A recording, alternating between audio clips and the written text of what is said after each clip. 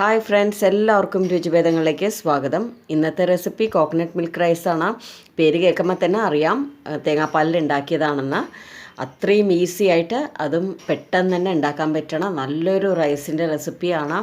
നല്ല ടേസ്റ്റാണ് കഴിക്കാനായിട്ട്, അധികം സമയവും വേണ്ട. ഇതിൽ വളരെ കുറച്ച് ഇൻഗ്രീഡിയൻസേ ആവശ്യമുള്ളൂ ഉണ്ടാക്കാനായിട്ട്. നല്ല സ്പൈസി ആയിട്ടുള്ള ഒരു സൈഡ് ഡിഷാണ് ഇതിന് നല്ല കോമ്പിനേഷൻ. അപ്പോൾ എൻ്റെ ചാനൽ ആദ്യമായിട്ട് കാണുന്നവരാണെങ്കിൽ ഒന്ന് ബെല്ലൈക്കണോടുകൂടെ തന്നെ സബ്സ്ക്രൈബ് ചെയ്യണേ. കോക്കനട്ട് മിൽക്ക് റൈസും തമ്മിൽ വ്യത്യാസമുണ്ട്. കോക്കനട്ട് മിൽക്ക് റൈസ് വന്നിട്ട് തേങ്ങാപ്പാലിലും, കോക്കനട്ട് റൈസ് വന്നിട്ട് തേങ്ങാ തുരുവയിലാണ് ഉണ്ടാക്കുന്നത്. ഞാനിന്ന് എടുത്തിരിക്കുന്നത് ബസുമതി അരിയാണ്. ഇത് നന്നായിട്ട് വാഷ് ചെയ്ത് വെച്ചിരിക്കുകയാണ്. കുതിർക്കേണ്ട ആവശ്യമില്ല. മാത്രമല്ല ഈ റൈസിന് ഏറ്റവും നല്ലത് ബസ്മതി അല്ലെങ്കിൽ ജീരക സമ്പയാണ്. നമുക്ക് ഏത് റൈസിൽ വേണമെങ്കിലും ഉണ്ടാക്കാം, പക്ഷേ ടേസ്റ്റ് കുറച്ച് കൂടുതൽ തോന്നണത് ഇത് രണ്ടിലുമാണ്. അപ്പോൾ നമുക്ക് ഉണ്ടാക്കാൻ തുടങ്ങാം. വെളിച്ചെണ്ണയാണ് ഒഴിക്കണത്.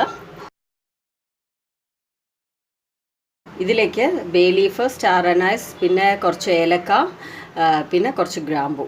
പട്ടയുടെ ആവശ്യമില്ല അതിന്, അതിടാം. ഒന്ന് വഴറ്റിയെടുക്കണം. ഇനി നമുക്ക് വേണ്ടത് സവാള, പച്ചമുളക്, കറിവേപ്പില, അതിടാം. നന്നായിട്ടൊന്ന് വഴറ്റിയെടുക്കണം.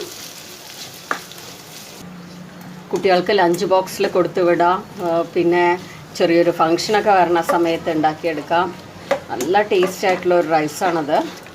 എല്ലാം കൂടെ മിക്സ് ചെയ്ത് കൊടുത്ത് അടച്ചു വെച്ച് കഴിഞ്ഞാൽ പെട്ടെന്നാവും. ഇതിലേക്ക് ഞാൻ അരി ഇടുകയാണ്. ബസ്മതി അരിക്ക് നോർമലി വേവാനായിട്ട് 2 കപ്പാണ് വെള്ളം വേണ്ടത്. അതിൽ ഞാൻ 1 കപ്പ് നല്ല തിക്കായിട്ടുള്ള തേങ്ങാപ്പാൽ ഒഴിക്കുകയാണ്.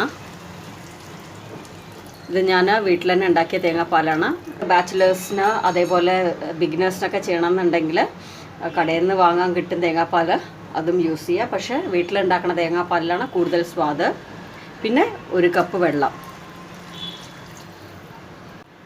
ഇതിലേക്ക് കുറച്ച് ഉപ്പിട്ട് കൊടുക്കാം.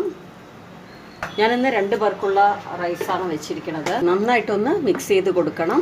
ബസ്മതി അരിക്ക് അധികം വേവ് വേണ്ടല്ലോ. അടച്ചു വെച്ച് ഇടയ്ക്ക് ഒരു പ്രാവശ്യം ഇളക്കി കൊടുത്താൽ മതി.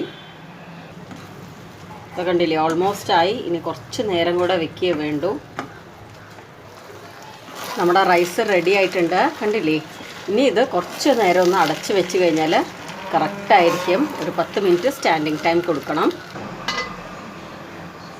ഇതിന് ഞാൻ ഇന്ന് ഉണ്ടാക്കിയിരിക്കുന്നത് വെണ്ടയ്ക്ക മെഴുക്ക് വരട്ടിയാണ്. ഈ വെണ്ടയ്ക്ക മെഴുക്ക് വരട്ടി നല്ല ടേസ്റ്റാണ് കഴിക്കാൻ, അതേസമയം നല്ല ഈസിയാണ് ഉണ്ടാക്കാനായിട്ട്. ഉണ്ടാക്കി ഉടനെ അത് സ്റ്റിക്കിയായി തോന്നുമെങ്കിലും കണ്ടില്ലേ, ഇപ്പം നന്നായിട്ട് ഉതിരിയായിട്ട് കിട്ടിയിട്ടുണ്ട്. കണ്ടില്ലേ, ഒന്നിനൊന്ന് തൊടാതെ. നമ്മൾ ചൂടോടെ കാണുന്ന സമയത്ത് അങ്ങനെ തോന്നും. കറക്റ്റായിട്ടുള്ള സ്റ്റേജിൽ നിർത്തണം.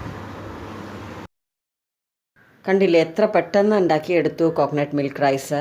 അപ്പോൾ നിങ്ങളെല്ലാവരും ഇത് ഒരു പ്രാവശ്യം ഉണ്ടാക്കി നോക്കണം. അതിനുശേഷം ഫീഡ്ബാക്ക് അറിയിക്കണം. നിങ്ങൾക്ക് ഈ വീഡിയോ ഇഷ്ടമായിട്ടുണ്ടെങ്കിൽ ലൈക്ക് ചെയ്യണം, ഷെയർ ചെയ്യണം. മറക്കാതെ എൻ്റെ ചാനൽ സബ്സ്ക്രൈബ് ചെയ്യണേ. Thank you all.